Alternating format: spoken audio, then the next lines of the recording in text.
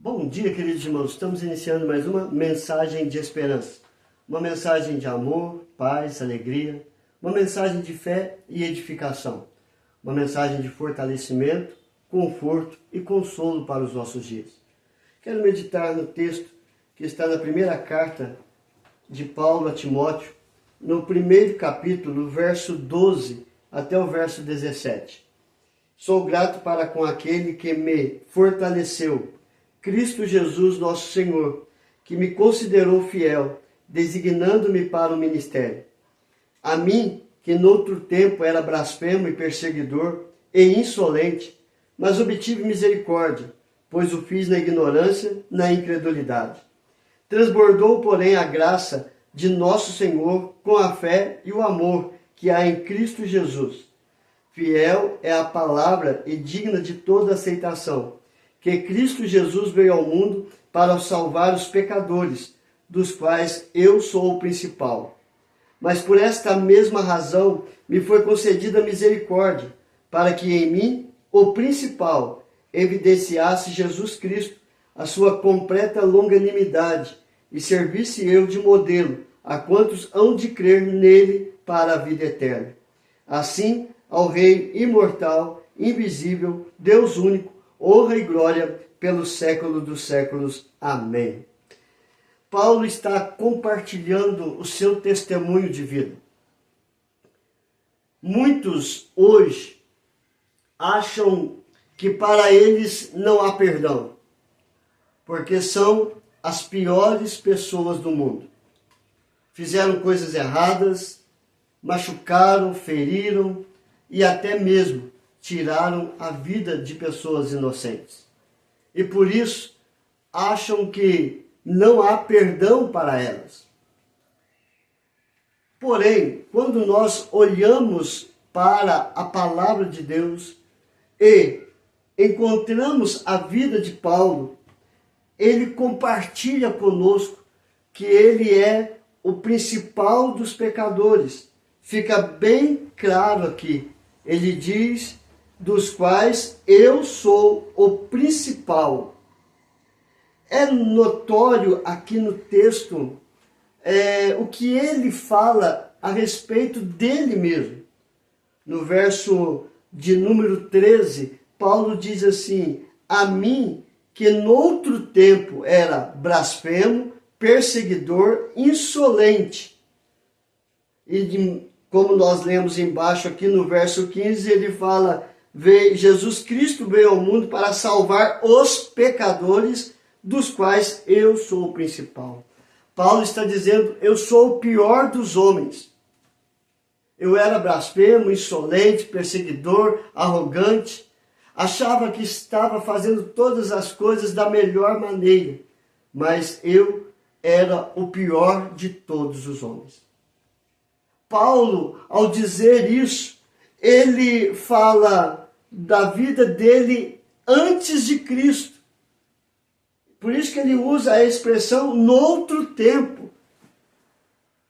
Até no momento que ele encontra Cristo, ele era a pior pessoa do mundo. Mas Paulo, ele compartilha alguns detalhes aqui. No verso de número 12, ele já é grato. Sou grato para com aquele que me fortaleceu, Cristo Jesus. Paulo, ele vê que a força que ele tem não é dele, mas vem daquele que o fortaleceu, que é Cristo Jesus. Aí ele começa o seu testemunho. Antes eu era o pior dos homens, o principal pecadores. Porém, no verso de número 14, ele fala: transbordou, porém, a graça de nosso Senhor Jesus com a fé e o amor que há em Cristo Jesus. Ele diz que a graça alcançou a ele, levando a ele o amor de Deus que foi demonstrado naquela cruz, aonde Cristo Jesus morreu no lugar dele, no meu lugar, no nosso lugar. Essa é a graça de Deus que é transbordante sobre a nossa vida. E Paulo, ele vai além, ele diz que a palavra de Deus, o evangelho que apresenta Cristo, aquele que veio e morreu no nosso lugar, tem e deve ser digno de toda aceitação, porque Cristo Jesus, ele deixou a glória eterna para vir a este mundo, para salvar os pecadores, dos quais eu sou o principal. Paulo, ele diz isso, mas eu também digo, eu sou o pior dos homens, sou pecador e careço da misericórdia e da graça de Deus para alcançar a salvação pela fé. Esse foi o entendimento de Paulo, a pregação de Paulo, e esse é o meu entendimento. E assim ele continua: mas por esta mesma razão me foi concedida misericórdia, para que em mim, o principal pecador, evidenciasse Jesus Cristo, a sua completa longanimidade. Ou seja, o Senhor, ele me aceitou da maneira que eu fui, e me transformou no que eu sou hoje, para que eu possa servir de modelo. Paulo está dizendo, eu era o principal pecador, eu era miserável, insolente, mas Cristo veio, restaurou a minha vida, para que a minha vida fosse exemplo para todos que estão em pecado e vivem no pecado, possam encontrar em Cristo Jesus a salvação e a restauração da sua vida. Esse é o exemplo de Paulo. E ele encerra a sua palavra glorificando, exaltando, adorando ao Senhor.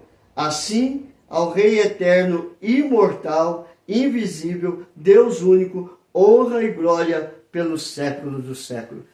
Nós fomos criados por Deus para glorificar a Deus e não viver no pecado. Paulo, ele estava vivendo do pecado, foi alcançado por Cristo Jesus para ser um verdadeiro servo adorador de Jesus Cristo. Ele foi restaurado para ser um vaso de bênção nas mãos do Senhor. Deus quer restaurar a minha história e está restaurando a minha história.